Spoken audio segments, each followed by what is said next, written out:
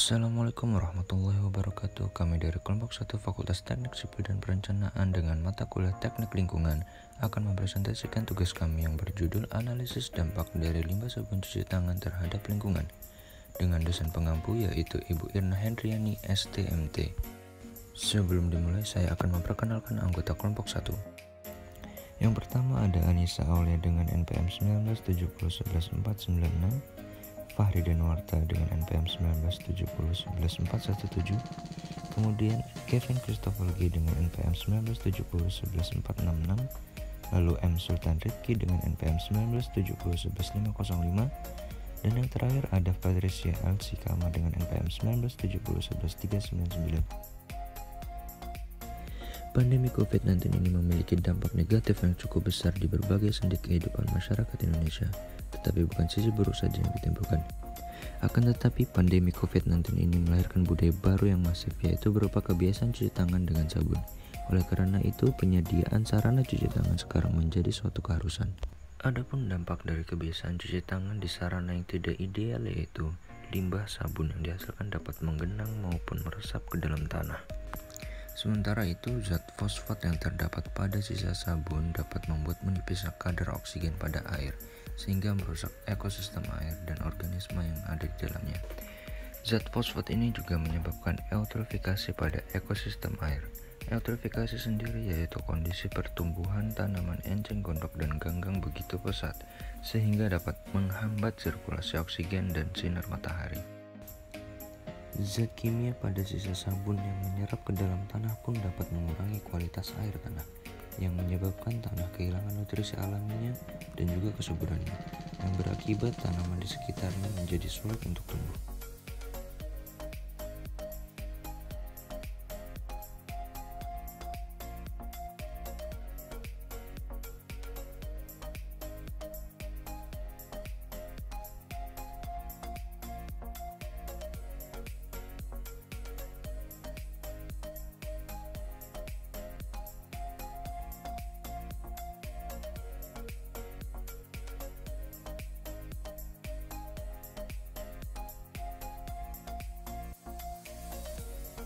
Sekian dari kelompok 1, terima kasih. Wassalamualaikum warahmatullahi wabarakatuh.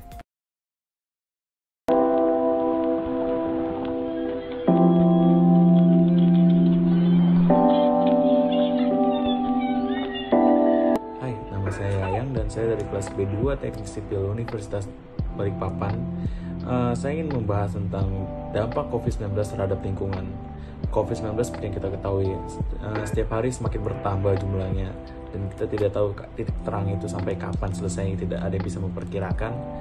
Dan karena sekarang kita melihat hal-hal itu tidak pernah terjadi seperti hari-hari normal sebelumnya, seperti kebanyakan tempat-tempat umum, fasilitas umum, kebanyakan di toko-toko atau restoran dimanapun itu, di depan pintunya atau sebelum memasuki area pertokoannya itu pasti disediakan hand sanitizer atau tempat cuci tangan. Dan seperti yang kita ketahui ya, hand sanitizer itu yang dianjurkan adalah yang mengandung alkohol 70% sehingga mampu untuk menghilangkan 99% kuman, dan tetapi lebih dianjurkan mencuci tangan dengan air mengalir selama 20 detik sehingga bakteri dan kuman yang menempel pada tangan kita dapat benar-benar hilang. Pencucian tangan tidak mempunyai saluran pembuangan seperti wastafel. Sebagai saluran pembuangan, kita bisa menambahkan wadah ember atau baskom untuk air bekas cucinya, tetapi kita tidak bisa membiarkan air itu tergenang terlalu lama karena akan menimbulkan penyakit yang lain seperti demam berdarah dan diare.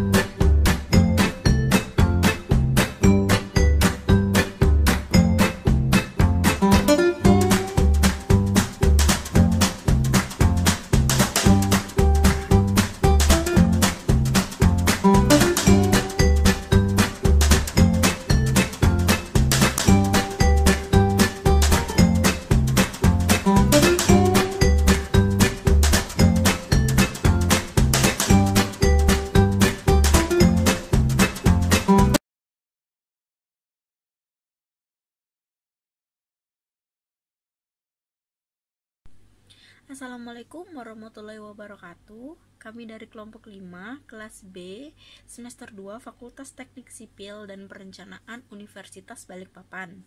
Kami ingin menganalisis dampak lingkungan dari penyediaan tempat-tempat pencucian tangan di lingkungan masyarakat sekitar. Pertama, perlu kita ketahui apa itu menganalisis dampak lingkungan atau AMDAL. AMDAL adalah kajian mengenai dampak besar dan penting suatu usaha atau kegiatan yang direncanakan pada lingkungan hidup yang diperlukan bagi proses pengambilan keputusan tentang penyelenggaraan usaha atau kegiatan di masyarakat. Dan untuk tujuan AMDAL sendiri adalah untuk mengetahui dampak dari kegiatan tersebut. Contoh seperti yang kita ketahui saat ini, dampak pandemi COVID-19 telah merubah perilaku masyarakat. Dapat kita lihat hampir di setiap toko atau tempat perbelanjaan atau rumah-rumah saat ini mereka selalu menyediakan tempat untuk mencuci tangan. Banyak masyarakat yang sadar akan pentingnya menjaga kebersihan.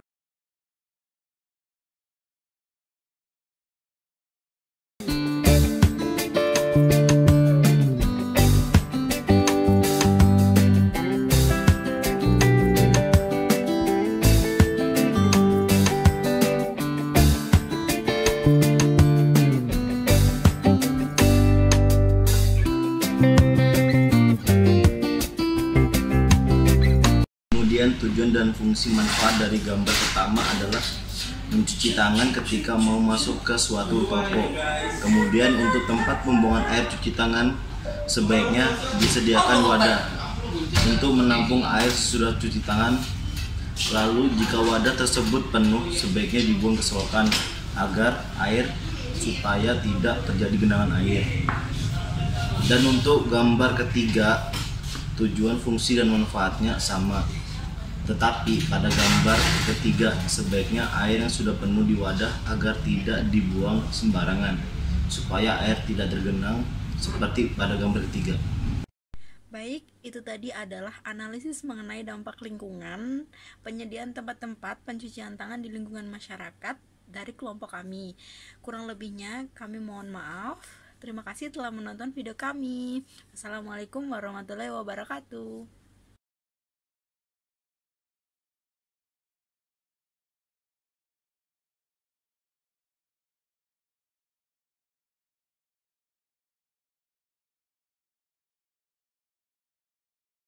COVID-19 atau yang biasa kita sebut dengan virus corona adalah infeksi virus corona atau coronavirus disease 2019 yang pertama kali ditemukan pada akhir Desember 2019 di kota Wuhan, Cina.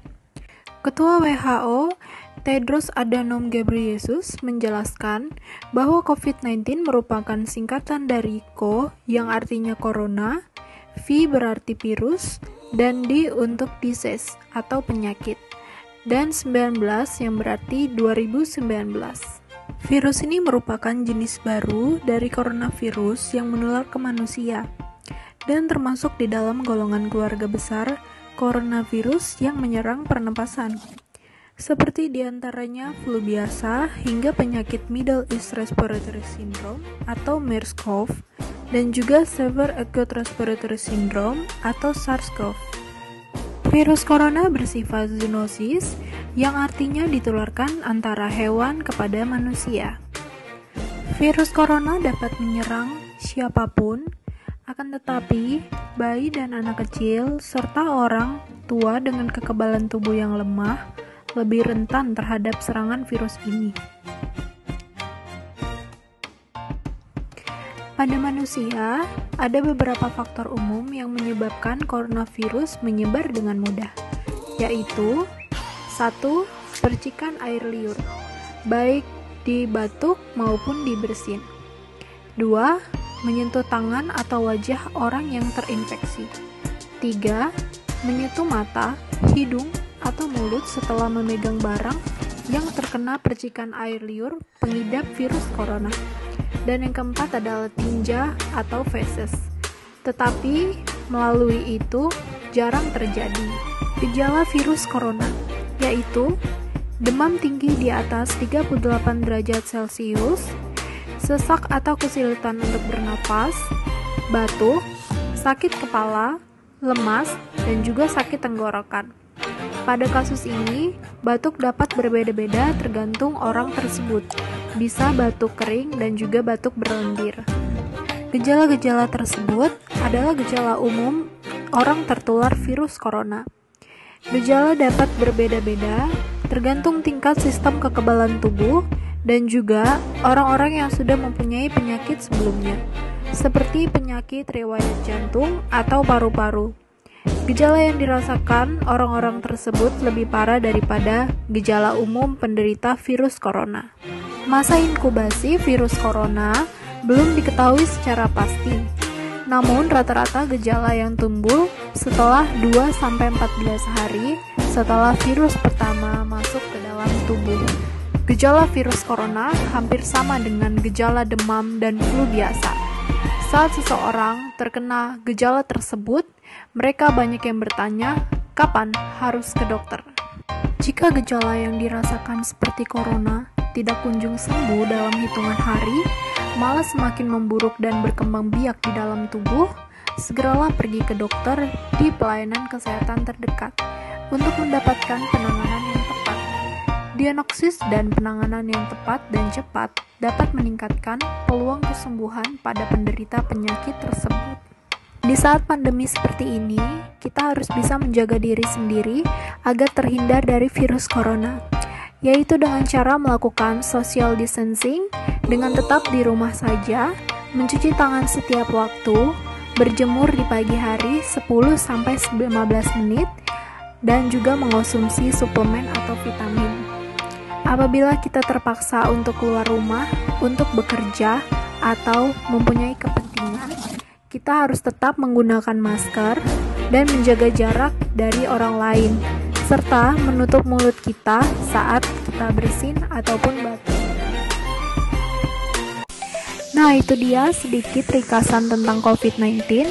Mohon maaf apabila terjadi kesalahan dan kekurangan di dalam penjelasan video saya. Semoga kita semua sehat selalu dan negeri kita kembali pulih. Saya berharap video ini menjadi video pembelajaran bagi kita semua. Terima kasih sudah menonton, semoga bermanfaat.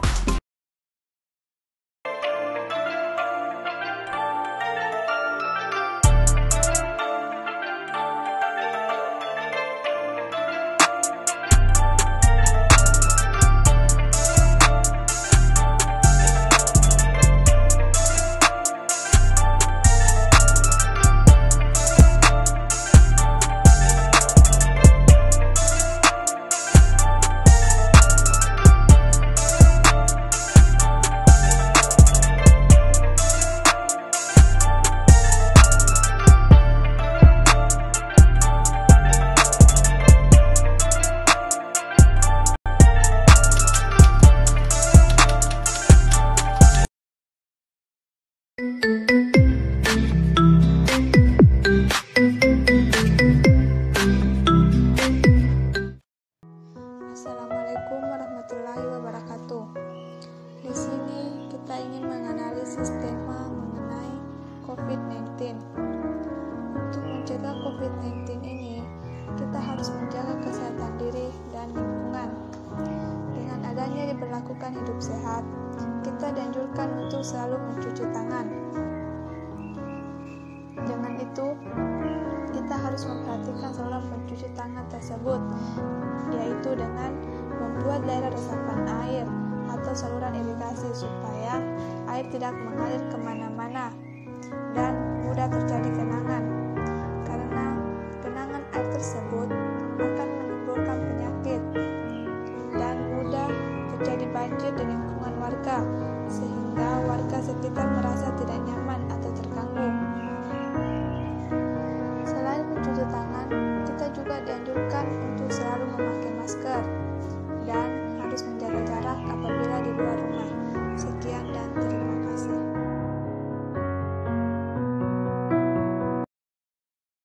Analisis dampak limbah sabun terhadap lingkungan. Dosen Irna Hendriani STMT.